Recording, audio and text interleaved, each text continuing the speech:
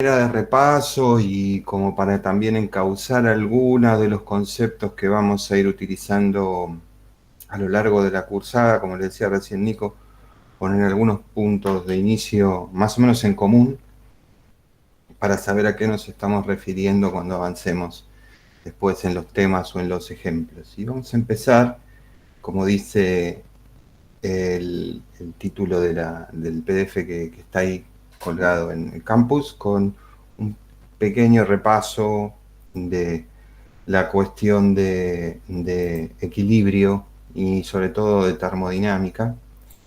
Y entonces voy a compartirles ahora la pantalla. Ahora yo ya dejo de ver el chat, así que si tienen alguna pregunta, la hacen así, a voz en cuello, para que yo pueda más o menos entender de qué se trata. Si tienen alguna duda, lo que no entiendan, me hacen la pregunta y seguimos. Bueno, la primera pregunta que aparece, me parece que es una pregunta pertinente para hacer, ya que vamos a hablar de la materia llamada química inorgánica y como les conté un poco recién, vamos a hablar de reactividad química. Lo primero que deberíamos definir, o lo que yo quisiera saber, si ustedes me pueden contar, ¿qué es para ustedes una reacción química?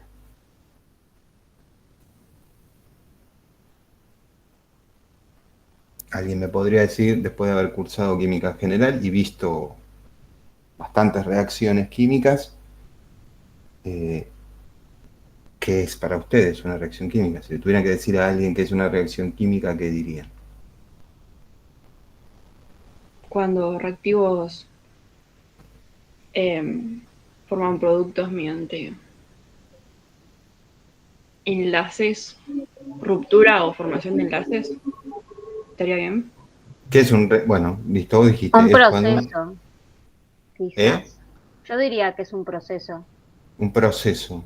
Y antes dijeron, establecieron ya una categoría especial sobre algo que vamos a llamar reactivos y algo que vamos a llamar productos, que son, y está bien, habría que definir ahora qué es reactivo y qué es producto, y alguien dijo es un proceso. ¿Y qué es un proceso? Es un proceso de reactivos a producto. No, vamos a tratar de no usar una tautología. Un proceso es un proceso, está bien, pero ¿qué es? ¿Qué pasa en un proceso? Como que hay diferentes interacciones que logran un resultado. Interacciones que logran un resultado. Bueno, estamos por ahí, estamos bien. No es que estamos totalmente perdidos, pero estamos bien. Bueno, primero me dijeron hay reactivos y hay productos. O sea, lo primero que yo tengo ahí es un sistema, ¿no? Que es un pedazo del universo que voy a estudiar. Que tiene unas especies que yo voy a llamar especies químicas, ¿no? Que pueden ser átomos, átomos cargados, pueden ser moléculas. Acá está representada una reacción posible, que es entre unos aniones, que son átomos con carga negativa, se llaman cloruros, que van a interactuar, como decía alguien, es decir, se van a relacionar con otra especie, que en este caso es el bromuro, el metilbromuro, para generar un proceso, como alguien decía, va a acontecer algo en ese sistema y va a cambiar algo en el sistema. Al principio hay alguna propiedad del sistema que es diferente a lo que ocurre cuando yo llegué al estado final del sistema. Hay una propiedad que cambió. Si hay un sistema, una parte del universo que estudio, y ocurre un cambio en alguna propiedad. Yo me doy cuenta que hay un cambio porque mido las propiedades del sistema, le paso lista, y alguna cambió el valor. En este caso lo que pasó es que había una especie, había dos especies, que yo voy a llamar reactivos, que son los elementos que componen al sistema en el estado inicial, que son cloruro y el bromuro de metilo, que no están al final aparece un compuesto que es el cloruro de metilo y aparece el bromuro, que acá no está marcado. Esos serían los reactivos, y estos serían los productos, y algo pasó en el camino que llevó el sistema desde esta condición con ciertas propiedades hacia esta otra condición con ciertas propiedades. En un proceso químico, entonces, de alguna forma, es un cambio, pero un cambio muy específico. No cambió cualquier propiedad del sistema, cambió una particular, que es, yo podría definir, la composición del sistema cambió. los elementos que forman mi sistema, alguno de ellos cambió, apareció otro. Y eso es lo que pasa en un proceso químico.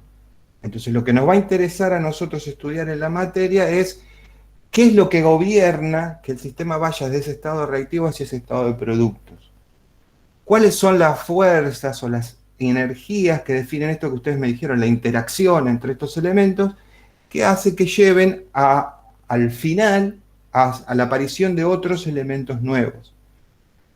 ¿Cuáles son las fuerzas involucradas en eso? Bueno, típicamente en todo proceso reactivo lo que hay es una reorganización de la densidad electrónica, ¿no? Cada uno de estos elementos tiene un núcleo, tiene electrones en su alrededor. Esos electrones y esos núcleos están organizados de determinada forma en el estado que yo llamo estado de reactivos.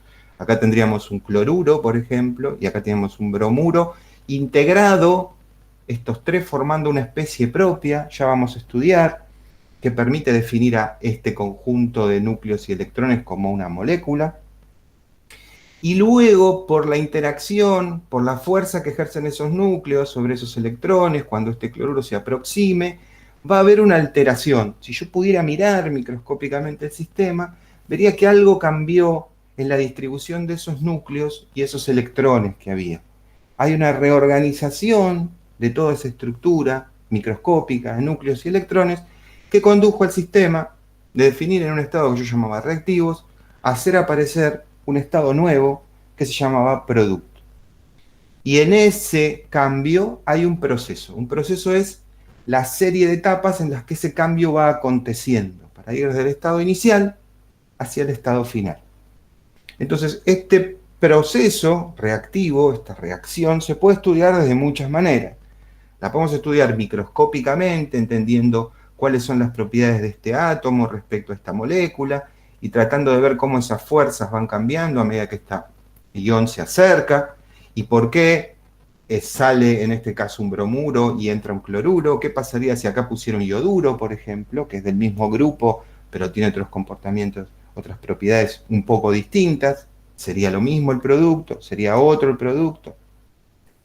Entonces uno lo podría estudiar desde el punto de vista microscópico, o también lo podría estudiar desde el punto de vista macroscópico. Es decir, yo no pongo un solo cloruro y un solo bromuro de metilo, sino pongo, no sé, 200 moles de este y 100 moles de este.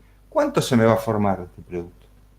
¿Va a haber un reactivo limitante que desaparezca? ¿La proporción en la que se convierten los dos a productos es del 100%? ¿Es menor? ¿El sistema alcanza un estado final en conversión completa de reactivo a producto? ¿Frena en un estado anterior? ¿Hay algún cambio de energía asociado con eso? ¿Se libera calor en ese proceso? ¿Se hace trabajo en ese proceso? Son dos puntos de vista complementarios, es decir, considerar una sola molécula y entender cuáles son las fuerzas microscópicas que aparecen acá y por qué son distintas a las que aparecen acá, o estudiarlo desde el punto de vista de tener muchas moléculas, un tacho lleno, y ver cómo son los cambios de energía. Las dos variantes, las dos formas de estudiar, en algún punto son compatibles, y una permite entender la otra. Son compatibles, a veces no es fácil compatibilizar las dos, pero tienen que estar asociadas. No es gratuito que la reacción ocurra totalmente o ocurra parcialmente, no es independiente de cómo es la estructura microscópica.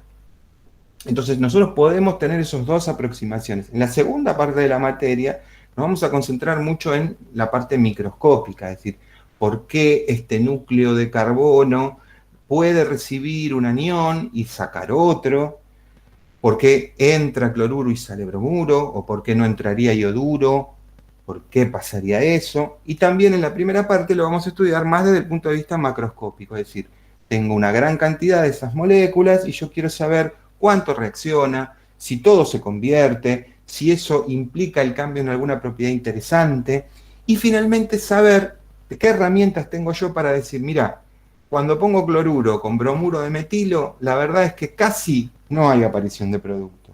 O al contrario, es decir, cuando pongo cloruro en presencia de bromuro de metilo, casi todo el bromuro de metilo se convierte en cloruro de metilo. Esas son las preguntas que vamos a intentar contestar. Desde, como les decía yo, interpretaciones diferentes, microscópicas macroscópicas y a veces intentando cruzar las dos para que sea coherente el estudio del proceso. Básicamente, si uno quiere estudiar esto desde un punto de vista muy, muy, muy general, lo que va a recurrir es a lo que se llama la termodinámica. Y entonces lo que estamos estudiando es un tipo particular de proceso. Un proceso que vamos a llamar proceso reactivo o reacción, donde yo voy a tener un estado inicial, los reactivos, lo que yo llamo reactivos, que son especies químicas separadas, ese es el estado inicial, lo junto, ocurre algo en el sistema, debido a alguna fuerza que se desbalancea, y eso conduce a la aparición de un nuevo estado del sistema, que es el estado final, que yo voy a llamar el estado de productos. Y entonces el sistema va a ir desde un estado 1, que yo llamo estado de equilibrio en el sentido de que todas las propiedades del sistema están perfectamente definidas. Yo sé cuántos moles hay de uno, cuántos moles hay de otro, qué presión tiene ese sistema, qué temperatura tiene, qué volumen tiene. Va a ocurrir un cambio donde esas propiedades van a ir variando y voy a llegar hasta un estado final también de equilibrio, en donde de vuelta la cantidad de moles de una especie y de la otra está fija, es distinta de la inicial, pero ya no cambia más, la temperatura ya no cambia más, la presión ya no cambia más y el volumen ya no cambia más. Entonces, el estudio de la termodinámica lo que hace es estudiar esto. ¿Cómo va un sistema de un estado, uno que yo llamo estado de equilibrio, a un estado final que llamo también, que también tiene que ser un estado de equilibrio? El estado inicial y final, para poder ser estudiado por la termodinámica, por lo menos... Javier, Sí. perdón, pero en el momento me acabo de dar cuenta como que... ¿Lo grabó? no, estás como en la diapositiva 1, estás en realidad mostrando el PowerPoint sin pantalla completa. ¿Están en la diapositiva 1 todavía? Sí. Y cuando empezaste a hablar de estados y vi la diapositiva esa, ¿Ahora se ve? sí, pero ahora poné abajo a la derecha el de presentación. A ver si cambia a presentación. ¿Vos pusiste compartir pantalla o compartir PowerPoint? No, compartir, espera. Perdón, vamos a volver. A ver, tuc. Una ventana, pongo. Seleccionar la ventana de PowerPoint. Sí, el tema es No, cuando toda pones la pantalla, presentación, claro. te Perdón. vas mostrando la misma. Esto pasa por no ser nativo digital. Discúlpenme. Ya lo vamos a solucionar. Ténganme paciencia. Porque ahora no me deja compartir toda la pantalla. ¿De qué? Espera. No, me tiene que salir. Uy, ahora no puedo compartir nada. A ver, déjame a ver qué una cosa. O sea, te deje tocar sobre el... O sea, cuando puedes compartir pantalla con toda la pantalla... No, yo lo pongo, pero ahora me pone tu pantalla no se puede compartir. Debes dar permiso si quiere compartir la pantalla. Como mal. No puedo compartir nada. Y con una ventana, ¿no? Si pones una ventana... No te me deja compartir nada y soy el... ¿Seguís siendo el host? Y no puede ser otro que yo porque no me fui. A ver. Uy, ¿qué pasó? A ver si a mí me deja. Sí, a mí me deja. A vos te deja y toqué a mí no. A ver. No, no me deja compartir. Debes dar permisos. Si yo soy el host.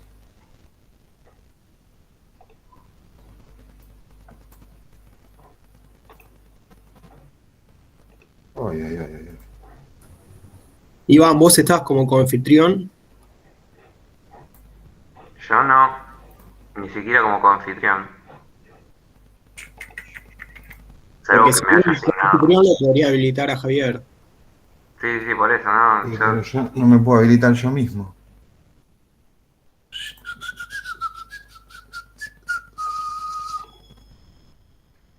Para mí, Configuración. si no salí, vuelve a entrar.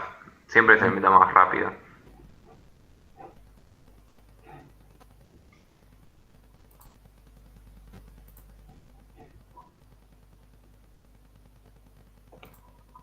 No, no me deja. Bueno, salgo y vuelvo a entrar. Dale. Perdón, esperemos que se arregle.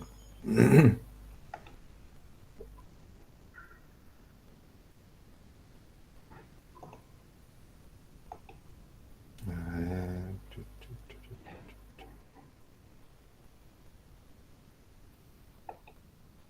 Ahora no me deja compartir.